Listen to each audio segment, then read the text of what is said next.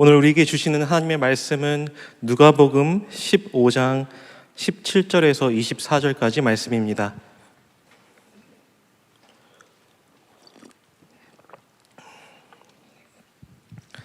저와 한 절씩 교독하시고 마지막 24절은 같이 읽겠습니다. 하나님의 말씀입니다. 이에 스스로 돌이켜 이르되 내 아버지에게는 양식이 풍족한 품꾼이 얼마나 많은가. 나는 여기서 줄여 죽는구나. 아버지께 가서 이르기를 아버지, 내가 하늘과 아버지께 죄를 지었사오니 지금부터는 아버지의 아들이라 일컬음을 감당하지 못하겠나이다. 나를 품꾼의 하나로 보소서 하리라 하고 이에 일어나서 아버지께로 돌아가니라. 아직도 거리가 먼데 아버지가 그를 보고 측은히 여겨 달려가 목을 안고 입을 맞추니 아들이 이르되 아버지, 내가 하늘과 아버지께 죄를 지었사오니 지금부터는 아버지의 아들이라 일컬음을 감당하지 못하겠나이다 하나 아버지는 종들에게 이르되 제일 좋은 옷을 내어다가 입히고 손에 가락지를 끼우고 발에 신을 신기라. 그리고 살찐 송아지를 끌어다가 잡으라. 우리가 먹고 즐기자. 이 내 아들은 죽었다가 다시 살아났으며 내가 잃었다가 다시 얻었노라 하니 그들이 즐거워하더라. 아멘. 어느 교회 청년부에 매주 100명의 청년들이 모였습니다. 매주 같은 시간 같은 자리에 앉아서 함께 집회에 참석하던 익숙한 얼굴들이 있었습니다. 그런데 어느 날부터 늘 같은 자리에 앉던 한 청년이 보이지 않기 시작했습니다. 처음에는 대수롭지 않게 여겼습니다. 바쁘겠지, 개인 사정이 있겠지 라며 지나쳤습니다. 그러나 한 주, 두 주, 그리고 어느덧 세 번째 주가 되었을 때에도 그 청년의 자리는 여전히 비어 있었습니다. 집회의 분위기는 여전했고 모임도 변함없이 이어갔지만 그 한 사람의 빈자리는 계속 눈에 들어왔습니다. 사람들은 말했습니다. 요즘 청년들은 다 그렇죠. 바쁘면 잠시 쉬었다가 다시 오기도 하고 또 마음에 생기면 자연스럽게 돌아오기도 하잖아요. 어차피 대부분은 잘 나오고 있으니까요. 그렇게 대수롭지 않게 넘기는 말들 속에서 그 청년의 빈자리는 점점 잊혀지는 듯 했습니다. 그러나 그 빈자리를 발견한 리더의 마음은 쉽게 넘어가지 못했습니다. 다른 사람들은 잊었을지 몰라도 그 담당 리더의 마음 속에는 여전히 그 청년이 남아 있었습니다. 어떨 때 보면 잠시 혼자 앉아있던 모습, 깊은 한숨을 내쉬던 표정, 그리고 요즘 회사 일이 좀 힘드네요 라고 했던 말들이 자꾸 떠올랐습니다. 아무 일 없는 것처럼 집회에 집중해 보려고 해도 문득 그 청년이 떠올랐습니다. 주중에 기도 시간에도 그 마음은 쉬이 가라앉지 않았습니다. 결국 그 조언의 리더는 조심스럽게 연락을 보냈습니다. 괜찮아요? 안 보여서 걱정됐어요. 잘 지내고 있어요? 이렇게 짧은 메시지를 보내고도 이제 망설임이 있었지만 그 마음만은 진심이었습니다. 며칠 뒤에 좀 지나서 도착한 답장은 짧았지만 뭔가 깊은 속내가 담겨 있었습니다. 교회에서 제 모습에 많이 실망하셨을 것 같아요. 그래서 부끄러워서 교회 나갈 용기가 나지 않습니다. 이 리더는 주저하지 않고 진심을 담아서 다시 답장을 보냈습니다. 괜찮아요. 돌아오기만 하면 그럼 돼요. 우리는 여전히 당신을 기다리고 있습니다. 지난주에도 조원들과 함께 당신이 평안히 지내고 있길 바라면서 기도했는걸요. 다시 얼굴을 마주하고 함께 예배할 수 있기를 간절히 바랬습니다. 리더의 그때 그 말에는 그 조언에 대한 어떤 꾸짖음도 또 판단도 없었습니다. 오직 기다림과 환영의 마음이 담겨 있었습니다. 며칠 뒤 그 청년은 조심스럽게 본당에 들어왔습니다. 오랜만에 와서 누군가와 눈을 마주치는 것이 망설이던 그 걸음이었지만 그의 자리는 여전히 변함없이 그 자리에 있었습니다. 그 청년부 공동체는 말없이 그를 맞았고 또 함께 찬양 드리는 그날의 공기는 이전과는 조금 달랐습니다. 집회의 형식은 여전히 같았고 찬양도 늘 하던 곡이었지만 그날 그 집회의 그 분위기는 유독 깊은 울림이 있었습니다. 그 한 청년이 교회 공동체로 다시 돌아온 그 사실만으로도 그 마음이 뜨거워졌습니다. 집회가 끝나고 나서 몇몇 청년들이 다가와서 오랜만에 돌아온 그 청년에게 따뜻하게 인사를 건넸습니다. 잘 왔어요. 보고 싶었어요. 이 짧은 말이었지만 그 속에는 그 진심이 담겨 있었죠. 누군가를 향한 이 기다림, 그리고 포기하지 않았던 기도, 그리고 다시 만난 그 기쁨이 고스란히 전해졌습니다. 그날 공동체는 단지 이 한 사람이 돌아온 사건을 넘어서 주 안에서 참된 사랑과 기쁨이 무엇인지를 다시금 경험했습니다. 집회는 예전과 다름없이 진행됐지만 그날의 집회는 달랐습니다. 돌아온 한 사람으로 인해서 모두의 마음이 살아났고 또 하나님의 기쁨이 그 자리에 임했습니다. 또 한 청년이 있었습니다. 이 청년은 오랜 시간 동안 틈틈이 자신의 사진과 또 일기, 영상 등등 그런 소중한 추억들을 정리해서 USB에 담아놓는 습관이 있었습니다. 이 청년에게는 아주 소중한 삶의 흔적이 담긴 그런 귀중한 기록들이었습니다. 어느 날 문득 그 청년이 예전의 자료를 좀 찾아보고 싶어서 자기가 그 USB를 어디다 뒀는지 찾던 중에 깜빡 잊어버렸다는 것을 발견했습니다. 여기저기 다 뒤졌지만 나오지 않았고 며칠 전에 들렸던 카페에도 전화해봤지만 그곳에도 없었습니다. 점점 이 청년의 마음이 불안했습니다. 그건 단순한 파일이 아니었고 자기가 지나온 시간들과 또 감정들, 자기가 깨달았던 것들을 노트한 것들, 믿음의 여정이 모두 그 안에 담겨 있었기 때문입니다. 청년은 더 샅샅이 집안을 뒤졌습니다. 그리고 마침내 한 바지 주머니 속에서 그 USB를 발견했습니다.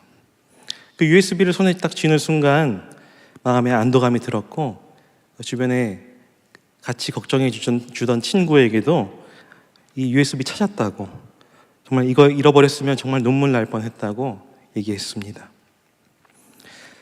그 USB 자료가 이제 안에 들어가서 보니까 안전한 걸 보고선 이 청년은 마음 편히 잠들 수 있었습니다. 단지 USB를 찾은 것이 아니라 잃어버린 줄 알았던 자신의 기억과 또 마음의 조각들을 다시 품 안에 안은 것이었습니다. 여러분이 누가복음을 이 15장 1절부터 읽어보시면은 세 가지 비유가 연속해서 등장합니다.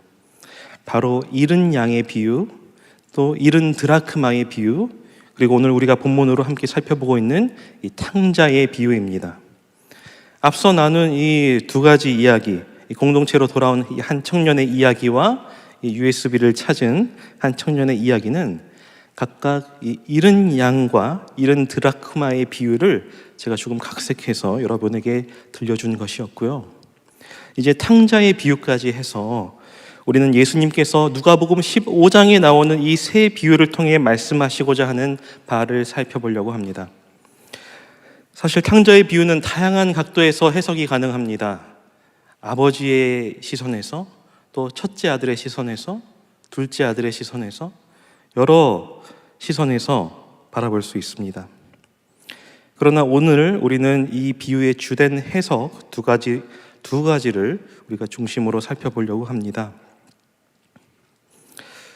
누가복음 15장에 나오는 이 세 가지 비유는 각기 다른 상황과 인물을 통해서 전개되지만 한 가지 공통된 흐름을 가지고 있습니다.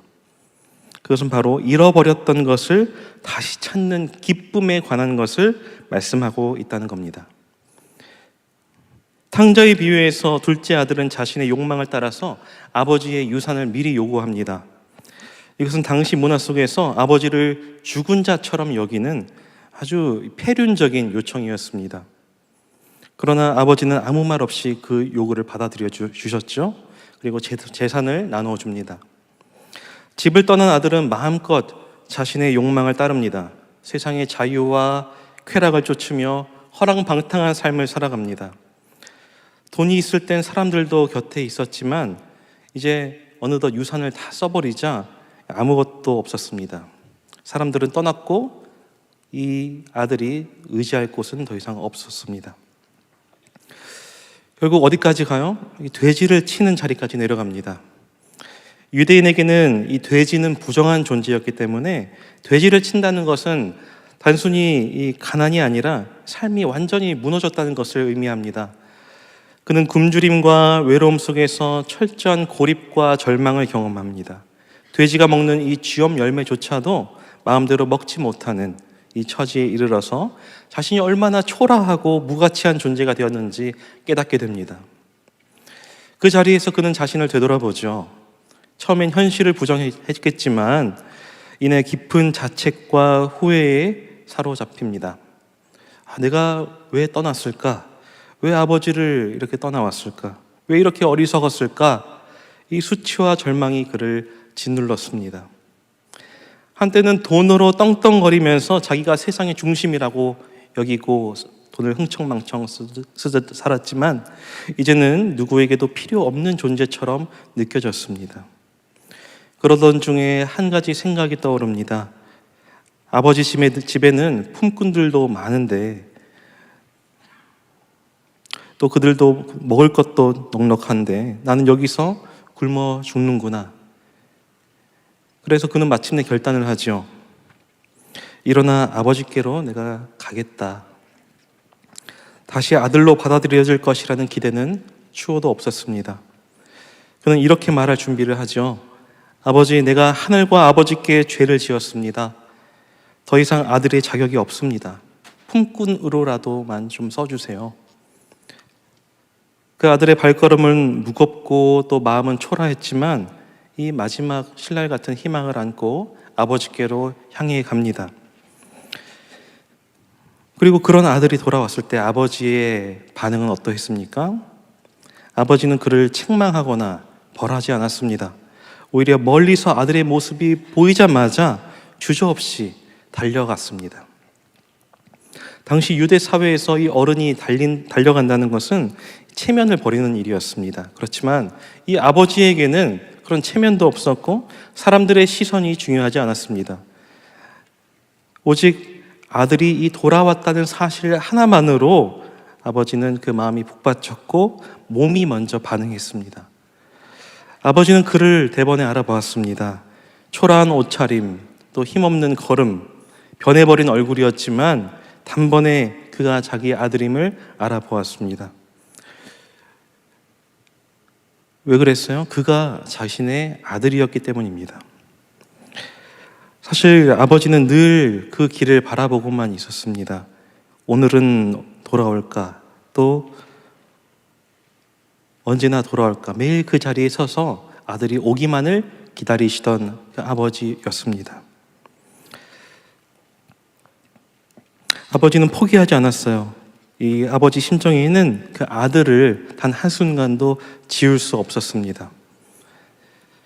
그 아들이 떠남으로 인해서 아버지의 그 마음은 무너지는 것도 물론 있었고 그 삶이 불안정하고 참 착잡하고 했을 수도 있지만 여전히 그 아들을 향한 마음만은 변함이 없었습니다.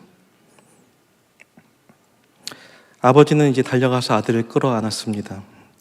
돼지우리에서 나와서 또 먼지와 이런 냄새로 얼룩진 아들이었지만 그런 것은 조금도 중요치 않았습니다. 개의치 않고 망설임 없이 아들한테 달려가서 와락 아들을 껴안습니다. 그리고 입을 맞추고 그 아버지의 사랑을 표현합니다. 결코 아버지의 사랑이 변하지 않는다는 그 증거를 보여주시는 그 모습이죠. 아들 고백했습니다. 아버지, 제가 하늘과 아버지께 죄를 지었습니다. 더 이상 아버지의 아들이라고 불릴 자격이 저는 없습니다. 그러나 아버지는 그 말을 끝까지 듣지 않습니다. 바로 좋은 옷을 입혔고 손에 가락지를 끼우고 발에 신을 신기고 잔치를 준비하라고 말합니다. 아들은 단지 돌아왔을 뿐인데 아버지는 회복을 선언하셨고 기쁨을 선언하셨습니다. 이 세상의 상식으로는 이게 이해할 수 없는 은혜입니다. 세상은 잘못한 사람들에게 책임을 묻고 떠났던 저에게 너가 어떻게 하면 내가 널 받아주겠다든지 용서해 주겠다든지 조건부 사랑을 제시합니다. 그러나 아버지는 조건 없이 품으셨습니다.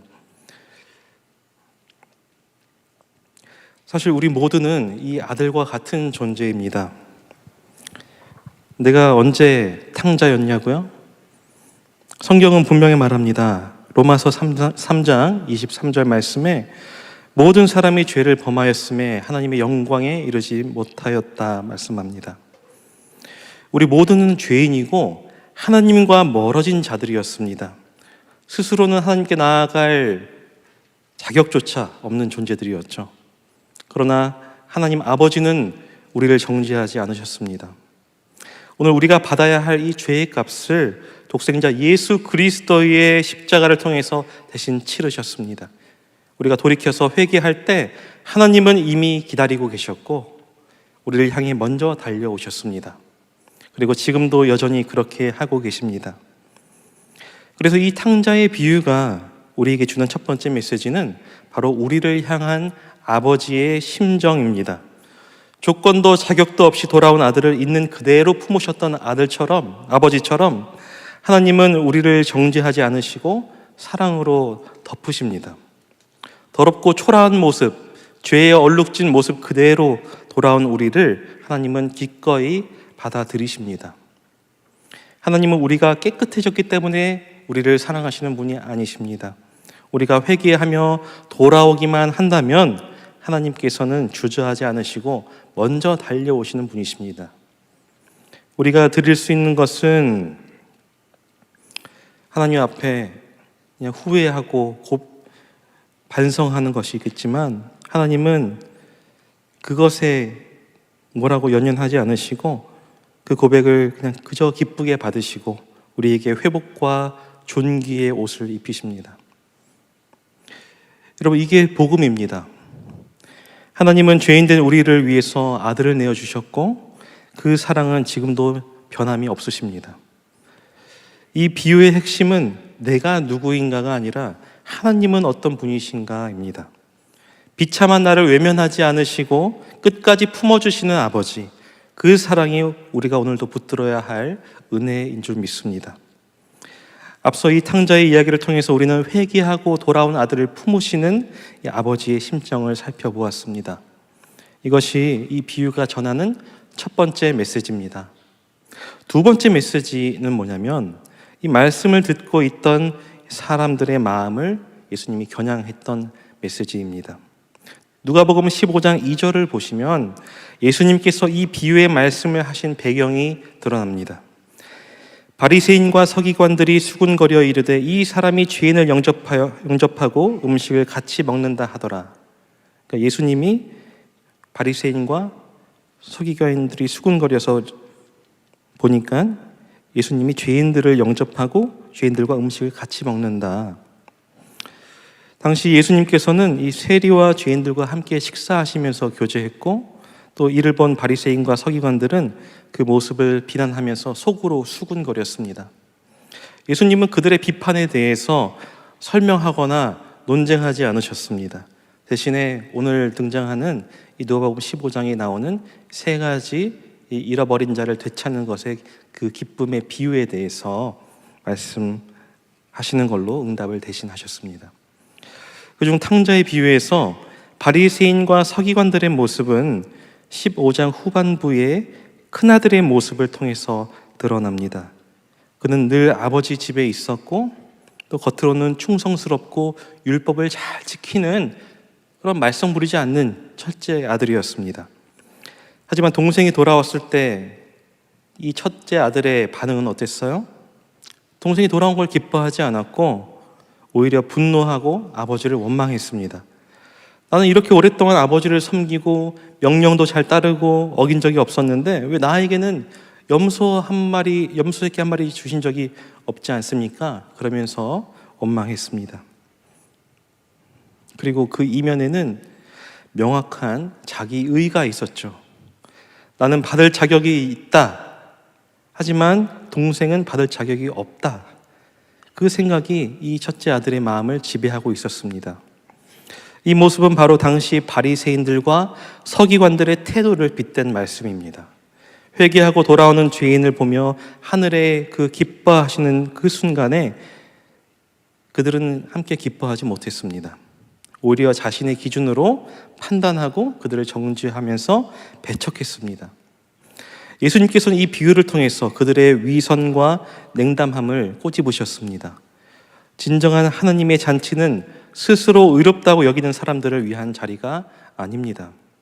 죄를 깨닫고 돌이키는 자, 또 은혜 없이는 설 수 없음을 아는 자를 위한 자리입니다.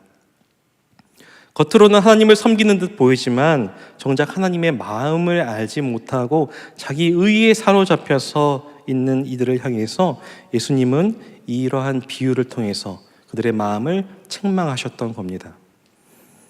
오늘날 우리의 모습 속에도 혹시 이 바리새인과 서기관들과처럼 이런 냉담한 태도가 숨어 있지는 않습니까?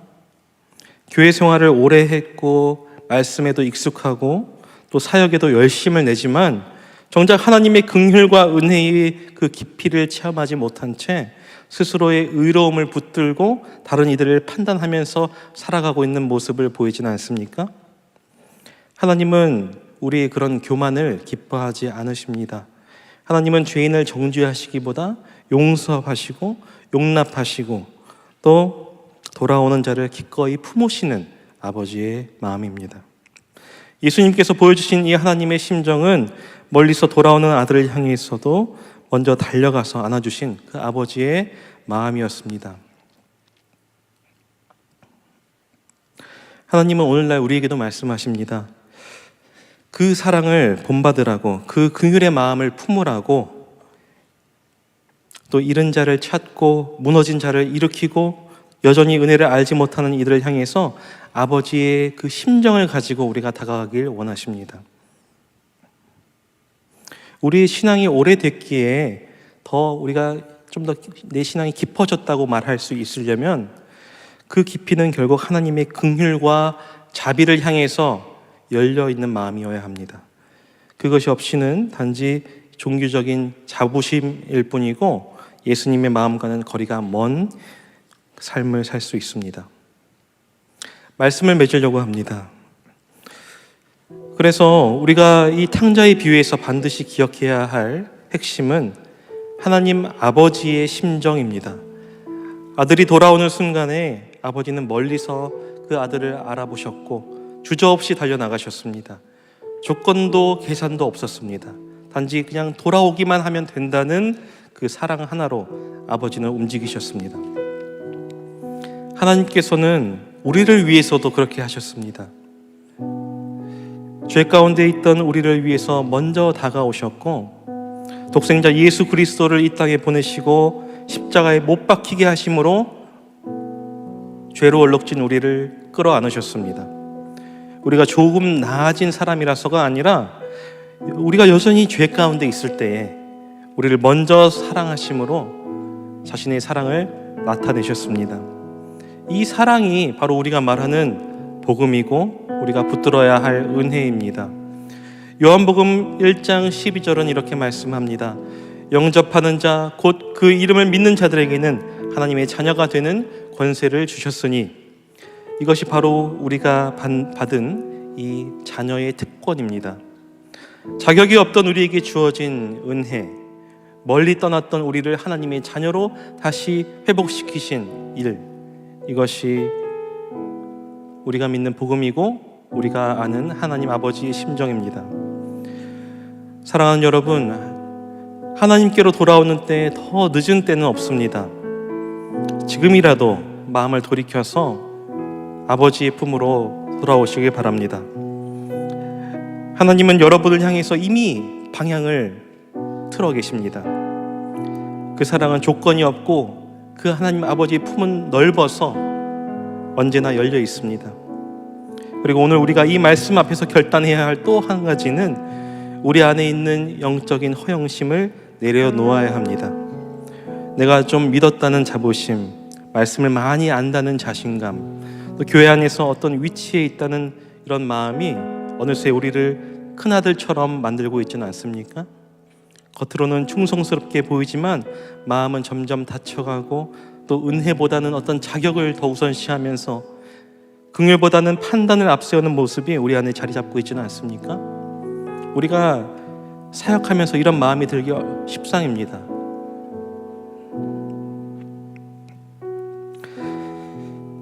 하나님의 나라는 자기 의로 채워지는 곳이 아닙니다.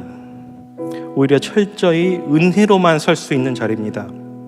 그래서 복음은 언제나 우리를 낮추고 다시금 하나님 앞에 서게 만듭니다. 주님 앞에서 우리는 모두 탕자였고 지금도 여전히 은혜 없이는 우리는 한 걸음도 나아갈 수 없는 자들입니다.